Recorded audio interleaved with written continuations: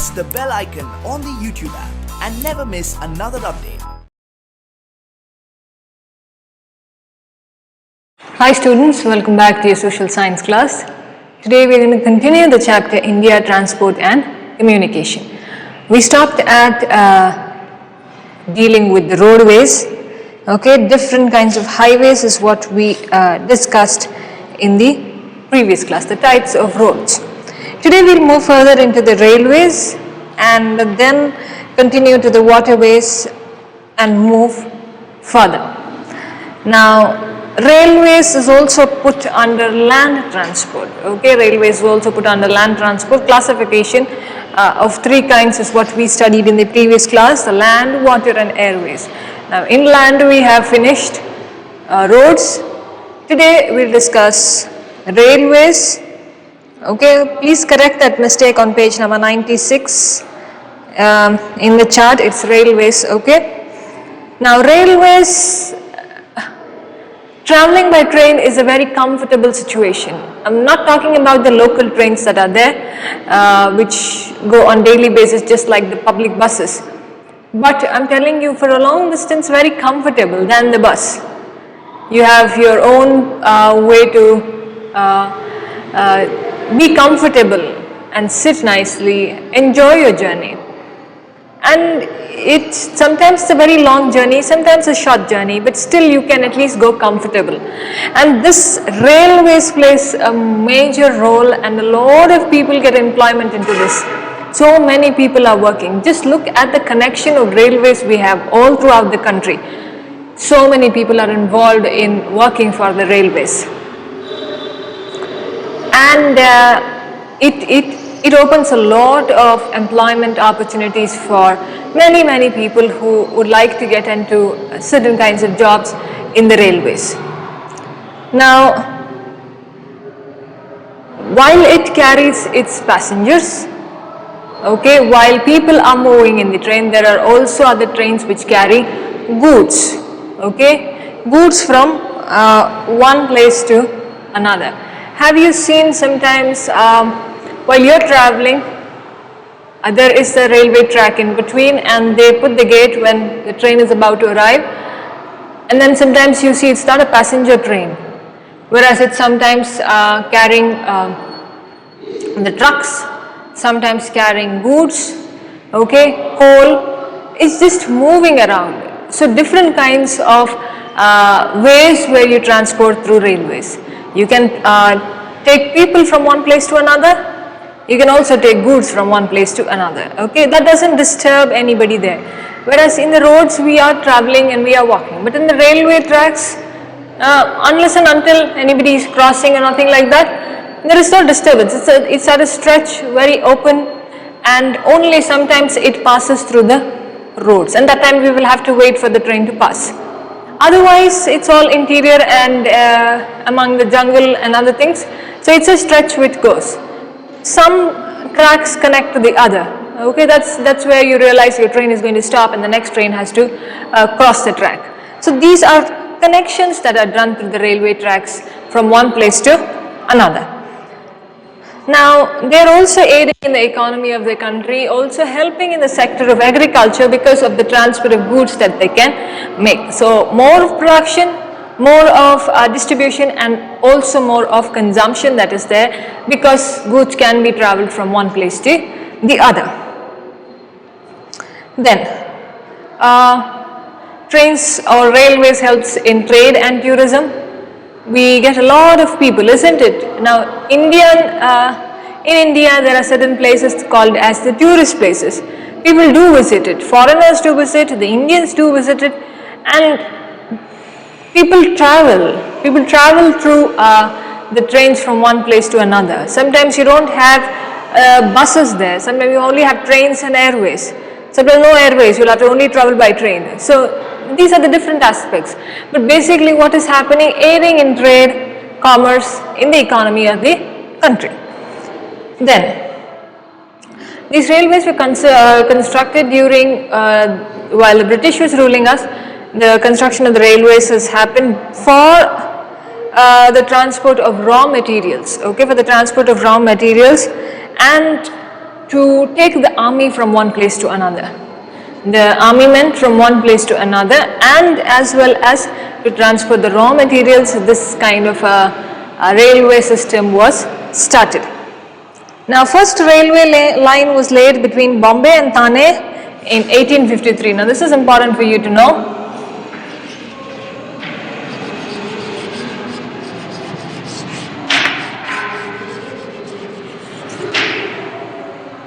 Bombay and Thane, 1853.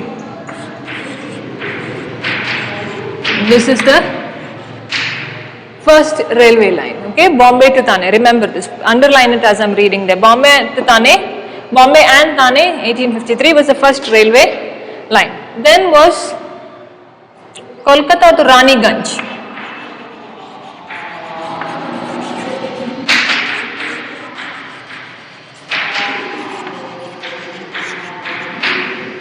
Okay, this was in 1854. Kolkata and Raniganj. Kolkata to Raniganj in 1854. Next is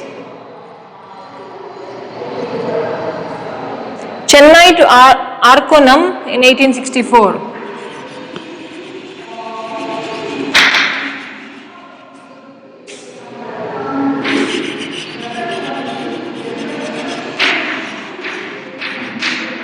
Chennai to Arkonam, 1864.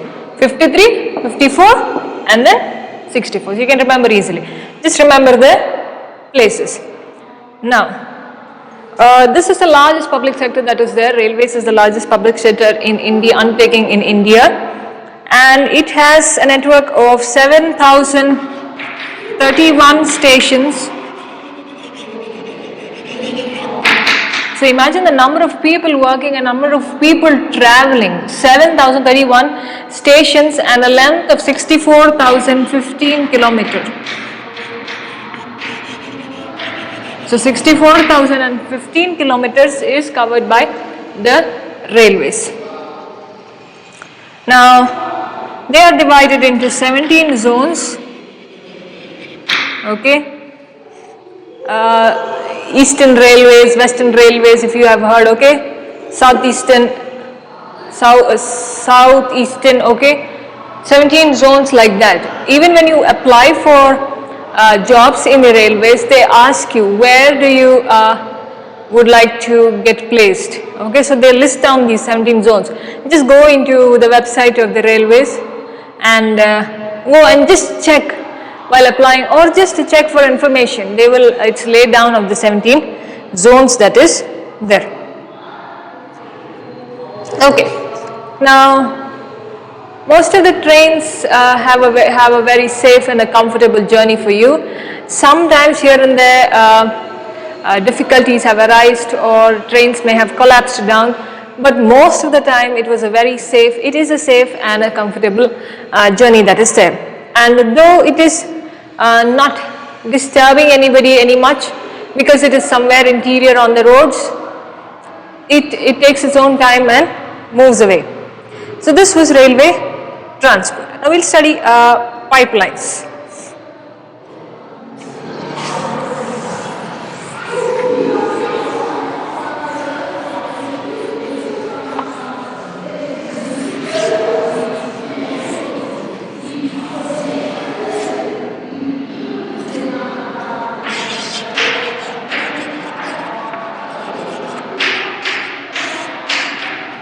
Okay, pipelines. Now this is also added under the mode of land transport. Pipelines are under the earth's surface for transport of crude oil from the oil field to the refineries that are there. So it's under the earth's surface for the transport of crude oil from the oil field to the refineries, and then natural gas, minerals, all are transported to these pipelines that are there underground. Now total length of these pipelines in India is 35,676 kilometers.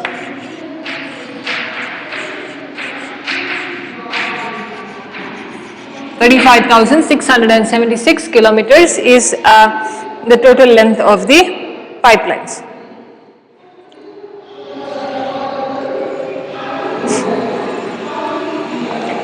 Okay. Hazira, Bijaipur, Jagdishpur has the longest gas pipeline that is there in India. Alright, moving on to waterways, we'll understand what's important here.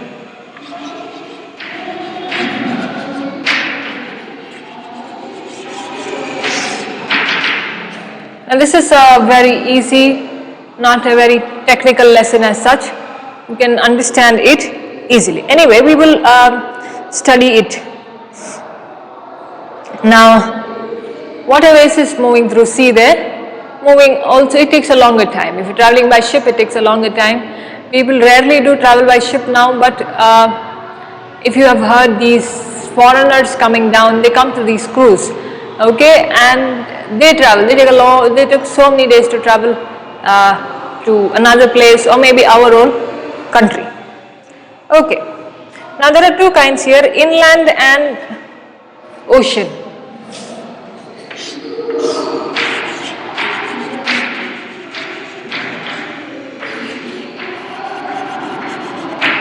Inland waterways and ocean waterways. Now inland waterways are our rivers, lakes, our backwaters, our canals, okay, canals, rivers, lakes are all inland waterways. Now these, they are at a very limited place and have a limited space even for the development of roads and railways, okay. They play a limited role because that much of water is, if you have a small lake, how much of water can you use from that lake? Okay, so very limited role to play in the development of roads and railways.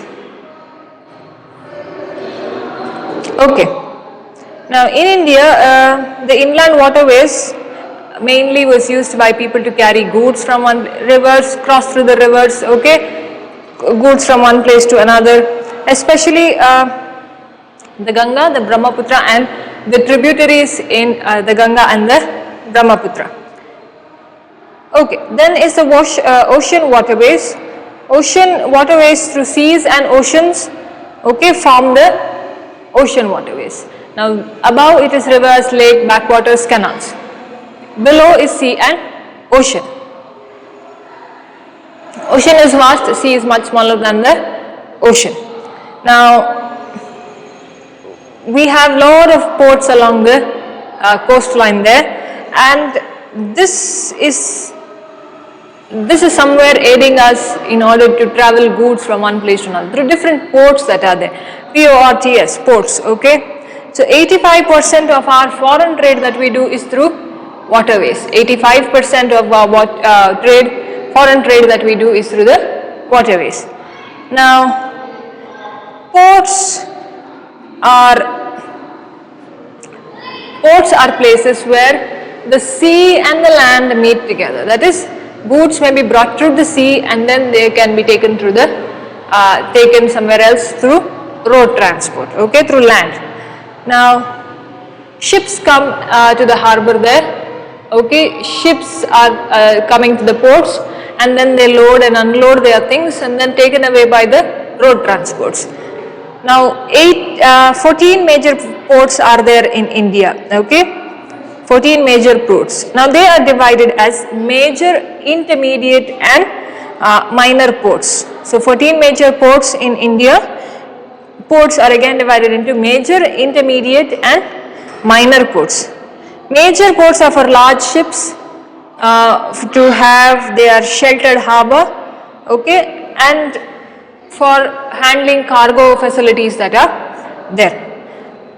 Then out of the 14 major ports that are there, 6 are in the west coast and 7 are in the east coast.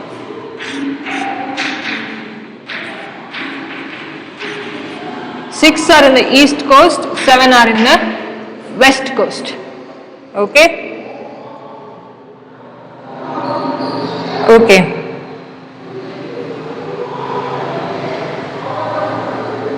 Alright. Then,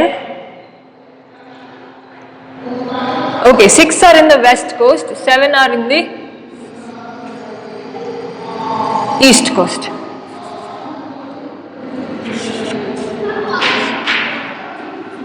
Okay, now it's right. Then another port is located in Andaman and Nicobar Island. So the ports on the west coast are here on this side. The 6 ports are Kandla. Okay, we'll just write it down.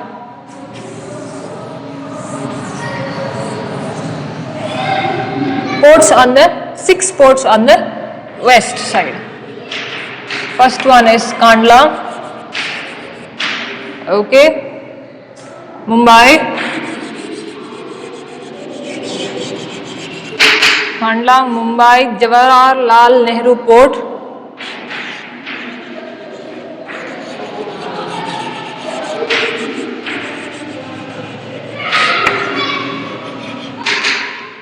okay,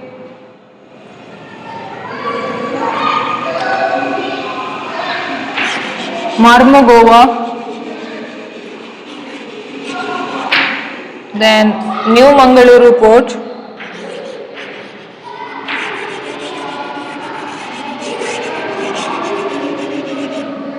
and Kochi. So this is on this side, that is the west. 6 on the west, east, 7 on the east. So Kandla port first, that is in Gujarat. Okay, Mumbai is, this is one of the biggest and has lot of space and lot of place for harbour and other things, situated in Maharashtra, and it is called as the gateway of India. The port at Mumbai, situated in Maharashtra, is called as the gateway of India. Okay, please remember this, gateway of India, Mumbai port. Jawaharlal Nehru port was known as Navasheva port earlier. It is near the Elephanta Caves, 10 km from Mumbai. Okay, so connected over here, Gujarat, Maharashtra, 10 kilometers from Mumbai, Navaseva port earlier. Okay, it's near the Elephanta Caves. Then you come down. Now this was built to aid the Mumbai port that was there. Then you come here, Goa. Okay, you're coming down like this. Coming down, so understand the map properly. Mormugao in Goa, near the Zuari river estuary in Goa. Then New Mangaluru port is in Mangalore. This is called as the gateway of Karnataka, and it is situated at Panambur to the north of Mangaluru. Okay, so this is New Mangaluru, and Kochi in the coast of Kerala. It's called as the Queen of the Arabian Sea. Now 3 things you must remember here: gateway of India, Mumbai; New Mangaluru is gateway of Karnataka; Kochi is the Queen of Arabian Sea. Okay. Now we are here in the Arabian Sea is here.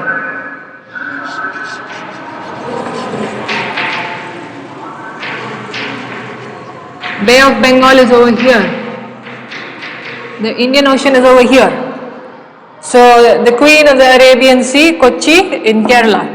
This is in Dakshin Kannada, Goa, 10 kilometers ahead from Mumbai and Gujarat. Now this is in the west coast. We'll see what is there in the east coast.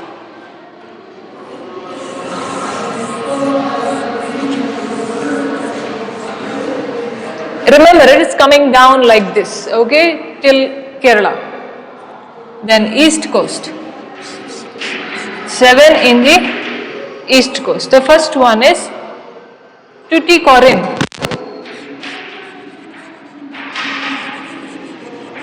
Tuticorin, Chennai,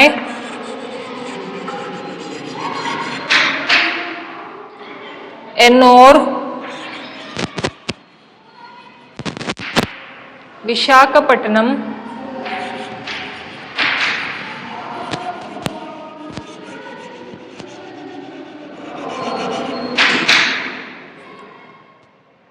Paradeep,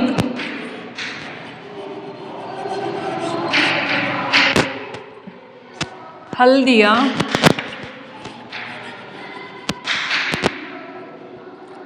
Kolkata, and Port Blair.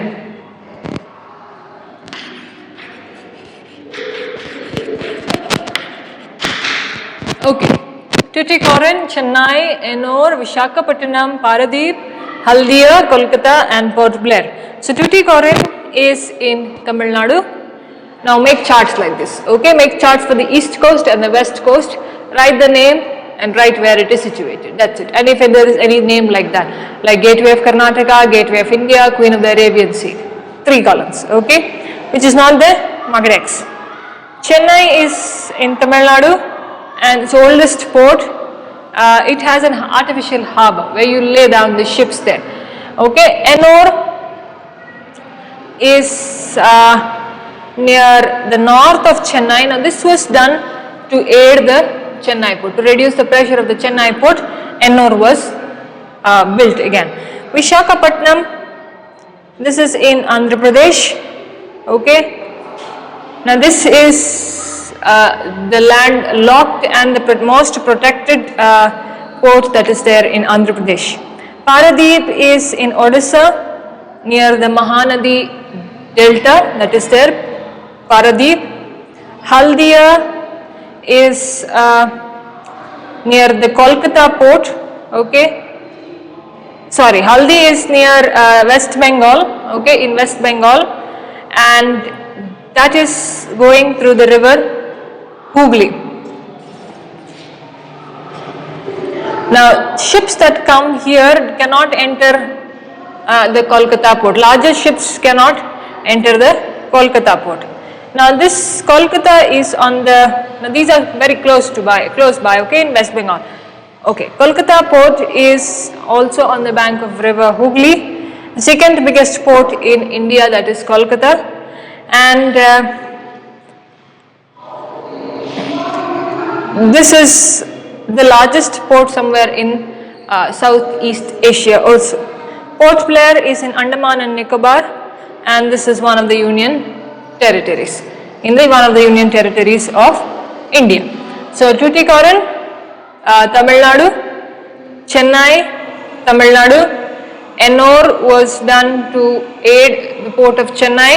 Visakhapatnam in Andhra Pradesh, Paradeep in Odisha, Haldia, Kolkata, West Bengal, and Port Blair in Andaman and Nicobar Island. Okay, so that was the different kinds of ports that were there. All right.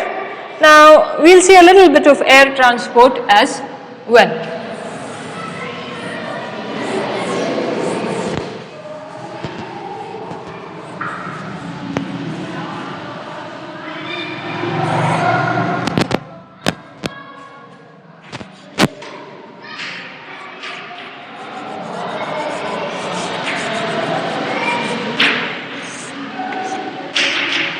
Okay, we studied road, we studied water, now we'll go to air transport. Now this is one of the quickest means of transport, isn't it? You just have to fly and you will land in another place. But this is quickest and easiest method also. If you can afford to take a flight, it's very easy for you to travel from one place to another. Now this kind of a transport is usually very helpful during earthquakes, when there are floods, and in times of lot of emergency that the nation needs. Now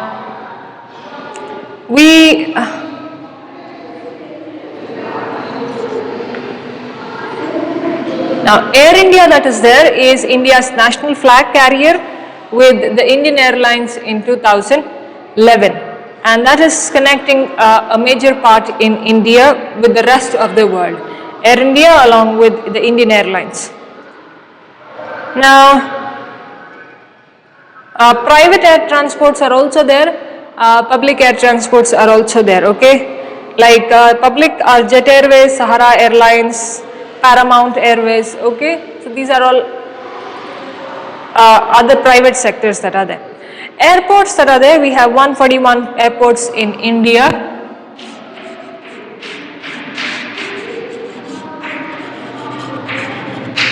See, I'm going a little fast because certain things which are necessary is what I'm pointing out. The rest you can read for yourself. Okay, so out of 141 airports, 21 are international, 28 are international airports. Okay, 28 are international airports, 88 are domestic airports. That is within the country, domestic airports, and 25 civil enclaves at defense airfields.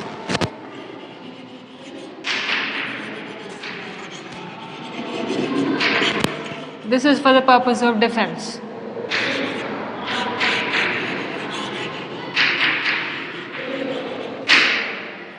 Okay. 141 airports, 28 are international airports, 88 are domestic. Okay, within a country, 25 are for the defense purposes. Airport Authority of India manages all these things. Now, we'll just look into few of the airports that are there, international airports. Okay. Indira Gandhi International Airport in Delhi, Chhatrapati Shivaji International Airport in Mumbai, Netaji Subhash Chandra Bose International Airport in Kolkata, Anna International Airport Chennai, Kempegowda, we have an international airport in Bengaluru, Kempegowda International Airport, Rajiv Gandhi in Hyderabad, Shri Guru Ramdas Ji International Airport, Amritsar, Lokpriya Gopinath Bordolai International Airport Guwahati, Biju Patnaik in Bhubaneswar, Sardar Vallabhbhai Patel in Ahmedabad, Veer Saukar in Port Blair, Dr. Baba Sahib Ambedkar in Nagpur, Zaruki in Shillong, and Lal Bahadur Shastri in Varanasi. Okay, I went on to read Lala Lajpat Rai.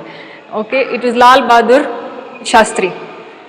So these are the major international airports that are there. 14 international airports are laid down for you, but 28 are designated to be international airports. Okay, we can just go and find out for which are the rest. So I would like to stop at this. The last part of communication that is there will continue in the coming classes. Okay, till then I want you to read how much we have finished.